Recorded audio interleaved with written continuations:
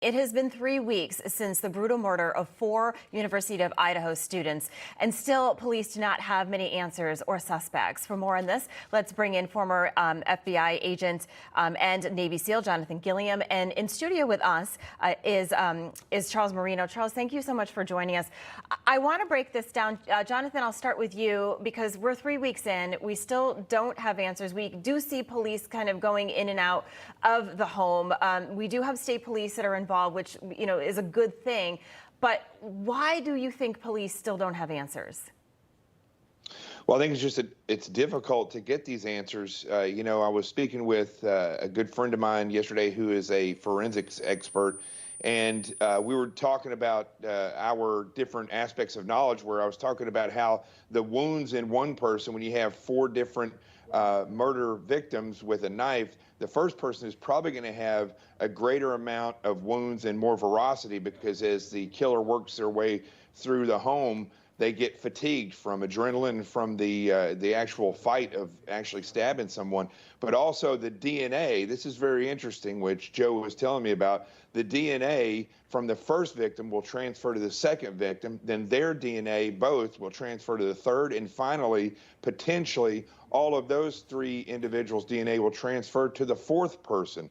So you're looking at a tremendous amount of DNA evidence in a place, in a town where this has not occurred. So it took time to get law enforcement there that has this capabilities. On top of that, you have a tainted scene, and you have a family, the Gonsalves family, who continues to leak or at least spread information that we don't, as a public, don't even know that's validated. So they have really pulled back on what I believe, on what they are putting out there because of this.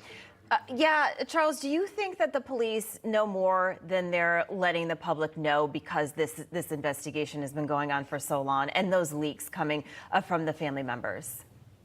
Charles? Yeah, Allison, yeah. They likely do. They've got a lot more information. Remember, they're conducting and receiving results from the forensic tests, from DNA, fingerprinting, et cetera, and also all of the interviews. We know that they're conducting hundreds of interviews currently, working from those closest to the victims and working their way out. And hopefully that's going to lead them to some potential suspects and other items of interest throughout the case. But the leaks are in no way beneficial to this case. I understand some of the parents are speaking out about some of the issues that they feel are important in an effort to keep this case front and center. I can see that. They're dealing with an overwhelming amount of grief, and I'd never be one to second guess that. However, we are going to have robust information coming from a lot of sources that just don't have accurate information or making a lot of assumptions.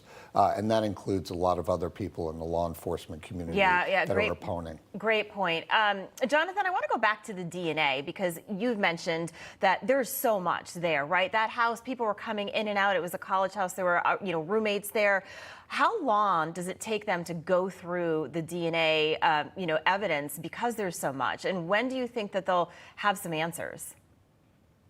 Well, if you try to give this on a civilian standpoint, if you take Kool-Aid and you mix it into water, it's going to take a tremendous amount, and then you spread that all over the room. If you try to figure out what's water and what's Kool-Aid, from droplets that you're finding that are even new or old, or mixed with other types of drinks or whatever, it's going to take a long time to figure those things out, to collect it properly, and then take it to a lab and then have it figured out.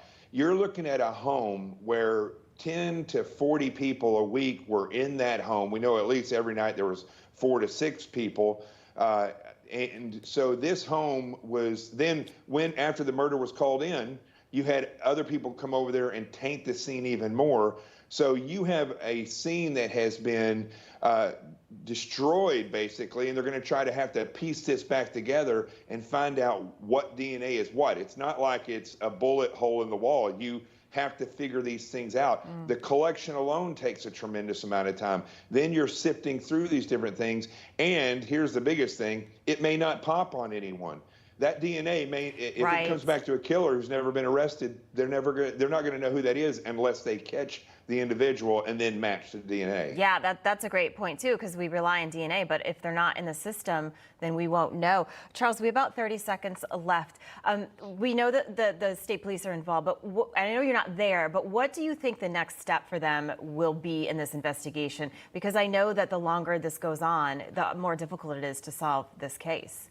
Well, the great thing right now, Allison, is that we're not relying just solely on the small local police department, the Moscow Police Department, but also, as you said, the state police and also the Federal Bureau of Investigation, who are some of the best at this in the world. So we have a lot of resources now that are being brought to bear to help solve this case as quickly as possible. I think Jonathan, rightfully so, brought up that there are going to be challenges that arise throughout this investigation, and the DNA analysis is largely going to be a part of that. But hopefully we get a hit on some of the issues in this case that give a break to law enforcement. But right now, it's all resources straight ahead to get this solved as quickly as possible. You hope they find a clue for those parents and those family members. Charles Marino, Jonathan Gilliam, thank you so much for joining us this morning and giving us great insight. Appreciate it.